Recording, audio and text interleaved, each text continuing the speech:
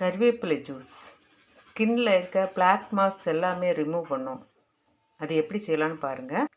ஒரு கைப்பிடி அளவு கறிவேப்பிலை கழுவி க்ளீன் பண்ணி எடுத்துக்கிறேன். கைப்பிடி அளவு தேங்காய், பிளெண்ட் பண்ணணும். வாட்டர் கொஞ்சம் ஆட் பண்ணணும்.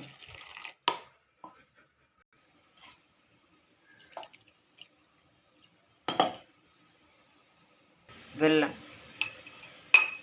கலந்துட்டு அப்புறம் அந்த கறிவேப்பிலை ஜூஸ் வந்து அதில் ஆட் பண்ணிக்கணும்.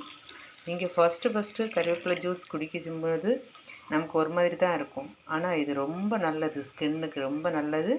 ப்ளஸ் உங்கள் ஹேருக்கும்.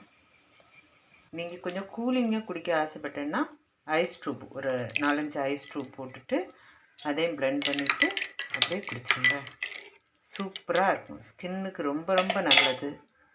குடிச்சு பாருங்கள்.